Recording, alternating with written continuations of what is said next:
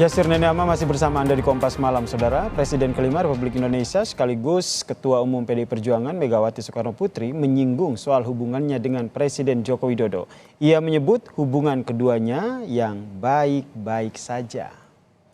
Hal tersebut disampaikan oleh Megawati Soekarno Putri saat menghadiri acara penyerahan bendera duplikat bendera pusaka kepada seluruh kepala gubernur yang digelar hari ini di Balai Samudra, Jakarta, Saudara.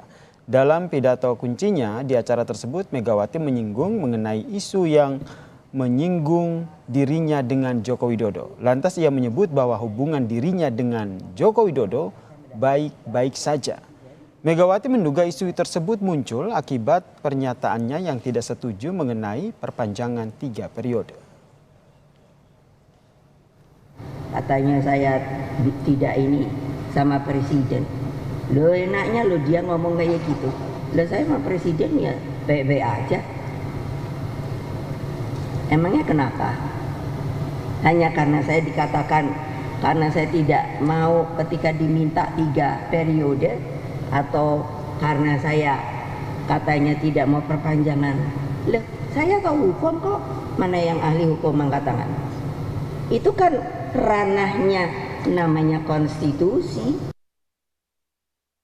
Lalu apa makna dari pernyataan Ketua Umum PDIP Megawati Soekarno Putri yang bilang hubungannya dengan Presiden Joko Widodo baik-baik saja? Kita bahas bersama dengan politisi PDIP, Bang Ciko Hakim, dan juga ada Direktur Eksekutif Indikator Politik, Mas Burhanuddin Muhtadi yang telah bergabung di Kompas Malam. Selamat malam, Bang Ciko, Mas Burhan.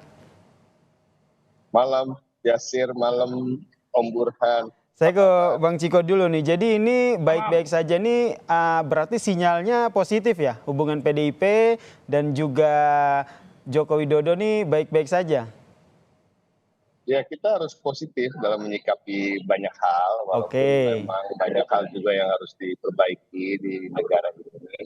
Dan saya rasa apa yang disampaikan Ibu Megawati Soekarno Putri cukup normatif ya, apalagi beliau menyampaikannya di forum kepala-kepala daerah yang membagikan duplikat bendera. Jadi pada prinsipnya Ibu Mega memang seorang negarawan dan beliau walaupun mengatakan baik-baik saja tapi tetap jujur dan berkata benar jika menyampaikan bahwa beliau ada tidak sepahaman terkait dengan perpanjangan masa jabatan maupun 3 periode yang pernah kabarnya diminta dari pihak istana kepada berbagai partai politik termasuk PDI Perjuangan. Kita ketahui bahwa pada akhirnya PDI Perjuangan lah yang paling keras menolak wacana itu, dan kalau kita lihat justru seharusnya kan kita yang ikut larut dalam permintaan itu karena kita adalah bagian, dan waktu itu Pak Jokowi adalah bagian dari PDI Perjuangan. Namun begitulah sikap Ibu Mega dan kami di PDI Perjuangan, kami tegak lurus pada konstitusi, bukan pada perseorangan dan bukan pada ambisi-ambisi pribadi ataupun ambisi-ambisi golongan termasuk golongan kami, hanya untuk melanggarkan kekuasaan yang sebenarnya sudah diatur dalam undang-undang. Baik, ini pernyataan normatif dari Ketum PDIP. Saya ke Mas Burhan. Mas Burhan membacanya seperti apa nih yang disampaikan oleh Ketua Umum PDIP di tengah sebelumnya kita lihat kan dinamika politiknya seperti apa pada saat Pilpres yang lalu. Kemudian menyampaikan bahwa ternyata hubungan dengan Joko Widodo, Presiden Joko Widodo baik-baik saja. Kalau saya melihat pernyataan Ibu Mega jangan hanya dilihat secara verbal ya. Tetapi kita melihat memang sejak Pilpres 2024 sampai sekarang terjadi pasang surut hubungan Ibu Mega dengan Pak Jokowi, dan itu tidak bisa dipisahkan dari perbedaan terkait dengan isu-isu fundamental, termasuk isu berkaitan dengan perpanjangan masa jabatan presiden maupun isu berkaitan dengan lolosnya Gibran sebagai calon wakil presiden. Jadi pernyataan Ibu Mega tadi ya menurut saya wajar sebagai politisi tidak menambah situasi panas yang sudah terjadi.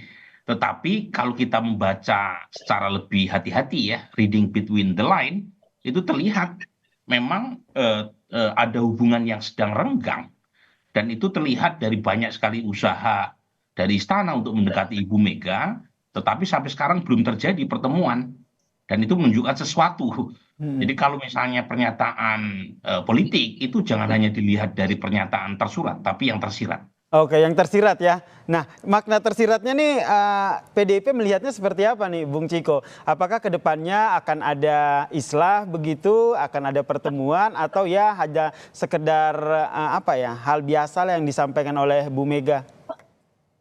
Jadi saya ingin menaruh pada porsinya dulu bahwa kita sebagai politisi atau sebagai insan, sebagai manusia biasa juga, kita harus menghindari membenci seseorang karena seseorang.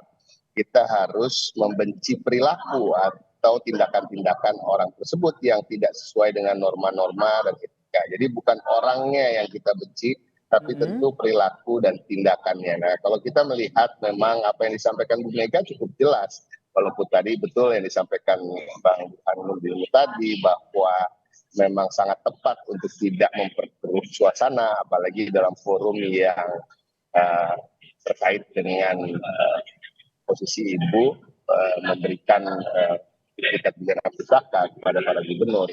Jadi ini adalah sesuatu hal yang biasa saja. Tapi kalau dikatakan apakah baik-baik saja terkait dengan apa-apa yang telah dilakukan oleh Presiden Jokowi maupun jajaran di bawahnya, terkait dengan pemilu, terkait dengan meloloskan Gibran melalui putusan MK yang kontroversial, dan baru-baru ini ada putusan MA yang dikaitkan dan tentu sangat terkait dengan upaya untuk meloloskan adik Gibran, Kaisang, untuk maju. Nah, hal-hal seperti inilah yang masih mengganjal bagi PDI Perjuangan. Masih mengganjal bagi PDIP, itu berarti, Bung Ciko, maaf saya potong. Saya rasa juga tidak hanya bagi PDI Perjuangan, karena PDI Perjuangan ini kan partai politik yang menyerap aspirasi rakyat, partai politik yang bergerak untuk kemaslahatan masyarakat dan bangsa. Jadi pada prinsipnya kami melihat ini adalah hal-hal yang melanggar etika dan norma-norma dalam berdemokrasi, dan tentu saja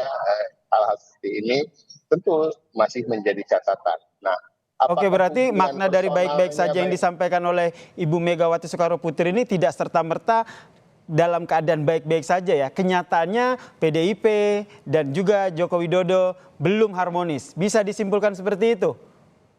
Secara personal bisa saja harmonis. Kalau kita lihat Mbak Puan dalam berbagai kesempatan itu kan hadir bersama Presiden. Oke, secara personal. Kalau secara kepartaian dan politik? Secara kepartaian dan politik banyak perbedaan tentunya. Banyak hal-hal yang kami tidak sepakati dan tidak sepahami dengan apa yang diperbuat oleh beliau maupun jajaran-jajaran di bawah beliau atas perintah ataupun hanya untuk menyenangkan yang bersangkutan. Nah, tentu ini juga bisa dilihat secara umum dan ini biasa aja.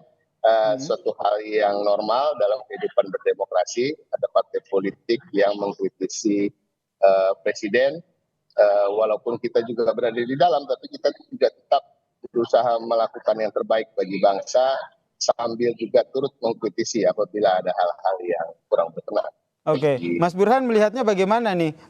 Kedepannya akan seperti apa? Apakah ini hanya ya seperti yang tadi Mas Burhan sampaikan, kita jangan melihat yang disampaikan, tapi apa makna di balik itu? Ya, implikasi ke depan saya kira PDI Perjuangan akan wait and see ya, terutama pasca Presiden Jokowi meletakkan jabatannya 20 Oktober.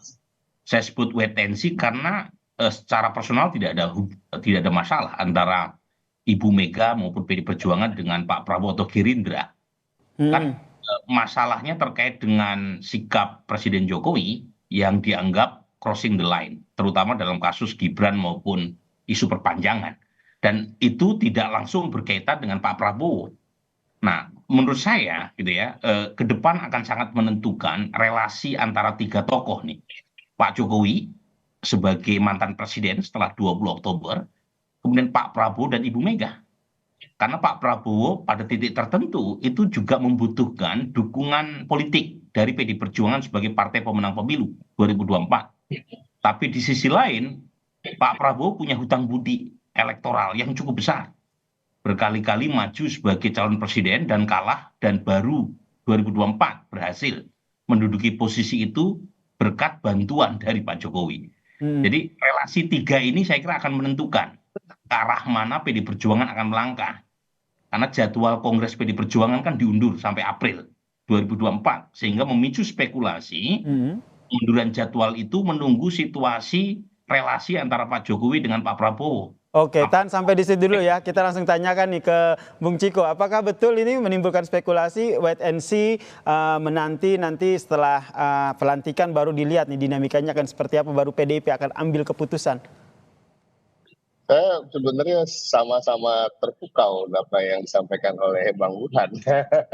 Jadi itu menarik sekali dan bisa jadi begitu, bisa jadi hal yang lain yang ya, sifatnya tidak terlalu seteknis itu, tapi itu juga menarik gitu ya. Itu mungkin yang tadinya tak terpikir oleh kita, akhirnya justru terpikir oleh kita. Oh ya benar juga ya, jadi nggak salah kita perpanjang sampai April untuk bisa melihat situasi ke depannya, tapi kita tidak terlalu berpikir fokus pada hubungan antara Pak Jokowi dan Pak Prabowo. Tentu apakah kita ingin melihat apa yang akan dikerjakan oleh Pak Prabowo dalam awal-awal masa pemerintahannya itu betul ya, tapi tidak melulu terkait dengan hubungannya dengan Presiden Joko Widodo, karena kita tidak mau berpikir sesempit itu sebagai partai politik. Yang tentu kita lebih memikirkan bagaimana Pak Prabowo akan merealisasikan janji-janjinya yang walaupun berbeda dengan visi misi dari capres dan cawapres yang kami usung, tetapi kembali lagi kita tentu akan memberikan kesempatan pada yang bersangkutan untuk berbuat yang terbaik bagi bangsa ini. Nah ini lebih ke arah situ. Tapi terkait dengan hubungan antara Pak Prabowo dan Pak Joko Widodo, saya rasa bukan itu yang menjadi pikiran dan prioritas utama. Yang jelas ini Bu Mega setelah menyatakan bahwa hubungan dengan Presiden Joko Widodo baik-baik saja. Apakah ini tanda bahwa nanti Bu Mega juga akan hadir begitu ke IKN untuk menghadiri perayaan HUT Kemerdekaan Republik Indonesia? Kita bahas lagi ya terkait dengan topik ini usai jeda. Tetaplah bersama kami di Kompas Malam.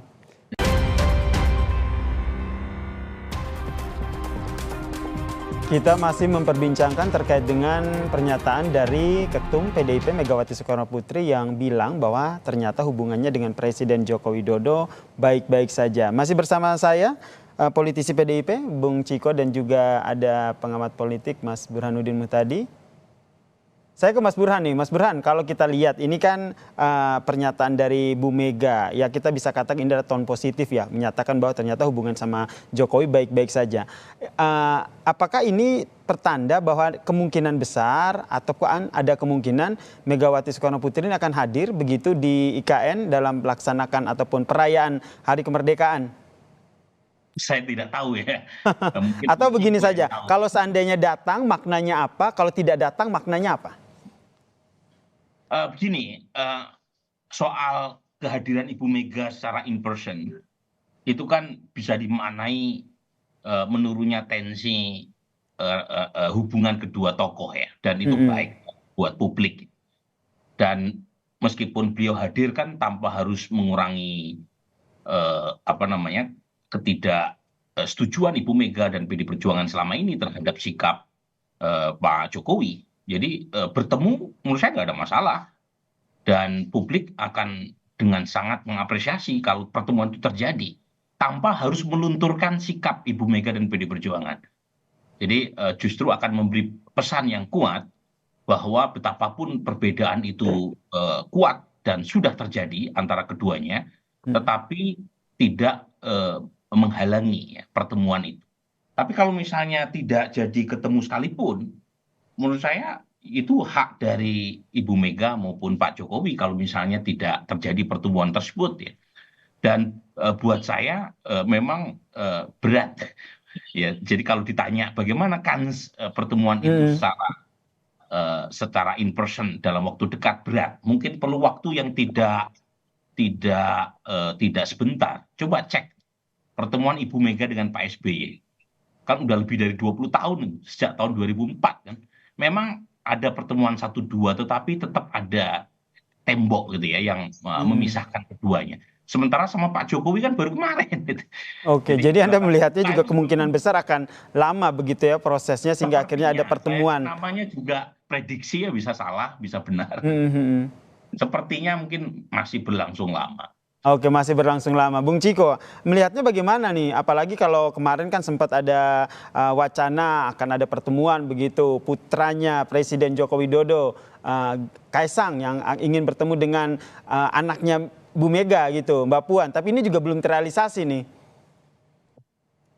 Ya begini, kan keinginan-keinginan itu kan disampaikan dari pihak luar, bukan dari pihak PDI Perjuangan ya. Jadi ketika kita bicara soal Kaisang, misalnya cuma sampai sekarang juga pengetahuan saya belum ada permintaan untuk waktu atau jadwal. Yang kedua terkait dengan undangan menghadiri Hari Kemerdekaan di IKN, itu juga saya sampai hari ini belum update ke teman-teman di kesekretariatan apakah sudah menerima undangan dari istana. Itu satu. Dan kalau memang ada undangan itu masuk, tentunya itu adalah diskresinya ibu sendiri yang akan menentukan, akan mengambil sikap, apakah beliau akan datang, apakah ternyata ada jadwal yang sudah diagendakan jauh sebelum ini yang memang sudah dijadwalkan ibu untuk hadir di tempat lain, kita nggak tahu. Dan sampai hari ini juga saya juga nggak mau berspekulasi apa yang menjadi pertimbangan, apakah ibu nanti akan datang atau tidak, pertimbangannya apa, ya itu saya juga yang lebih tahu adalah ibu sendiri. Oke, tapi kalau dilihat sendiri nanti untuk kader PDIP sendiri, tadi seperti yang tadi Bung Ciko sampaikan, ini pernyataan dari Bu Mega, tapi secara keseluruhan dari PDIP sendiri untuk hubungan dengan Joko Widodo sendiri itu inginnya ke arah mana sih, Bung Ciko? Sampai hari ini kalau kita bicara soal kader PDI Perjuangan ya, masih ada beberapa kader PDI Perjuangan yang berada di kabinet, yang bekerja siang malam, yang bekerja tanpa lelah dan terus membantu pemerintahan ini agar berjalan lancar dan memberikan manfaat sebesar-besarnya bagi rakyat seluruh Indonesia. Jadi artinya PDI Perjuangan tahu dan tetap bekerja dalam porsinya masing-masing, tapi sebagai partai politik yang berada di parlemen dan juga menyerap aspirasi masyarakat, tentunya kita juga menyuarakan hal-hal yang kita anggap tidak sesuai dengan apa yang kita telah sepakati bersama terkait undang-undang, terkait dengan norma-norma dan etika-etika yang berlaku di politik maupun dalam kehidupan sosial. Jadi intinya PDI Perjuangan tetap berjalan pada relnya sebagai partai politik dan sebagai partai politik yang juga menaati konstitusi, yang kita memberikan pendidikan politik juga bagi masyarakat. Ya, tadi disampaikan oleh Bang Burhan, memang itu masukan yang baik juga. Apabila ibu datang juga tidak ada salahnya, tapi PDI tetap dalam relnya dan terus mengkritisi pemerintahan yang sekarang. Ini juga masukan yang baik dan tentunya akan kita serap. Dan tapi kembali lagi nanti yang paling tahu akan menentukan sikap adalah Ibu Megawati. Ya. Oke, terakhir saya ke Mas Burhan. Ini meskipun hanya prediksi begitu, tapi kalau dilihat ke depannya begitu, jika antara Joko Widodo dan juga Prabowo Subianto akan lebih punya peluang mana akhirnya akan ada komunikasi yang nantinya dibangun oleh PDIP ataupun Megawati? Saya kira lebih punya peluang komunikasi Ibu Mega dengan Pak Prabowo. Tetapi begini, saya termasuk orang yang berkali-kali mengingatkan agar ada satu elemen bangsa ini yang mewakafkan dirinya untuk menjaga demokrasi di Indonesia. Caranya harus konsisten sebagai partai oposisi. Dan PDI Perjuangan punya kesempatan emas menjadi soko guru demokrasi dengan tetap konsisten sebagai partai oposisi. Ini penting. Karena apa yang terjadi satu periode terakhir Pak Jokowi, terjadi imperial presidensialism, itu buruk buat demokrasi. Dan kalau semua partai rame-rame masuk ke dalam pemerintahan Pak Prabowo, sehingga pilar oposisi runtuh, itu yang rugi Pak Prabowo juga.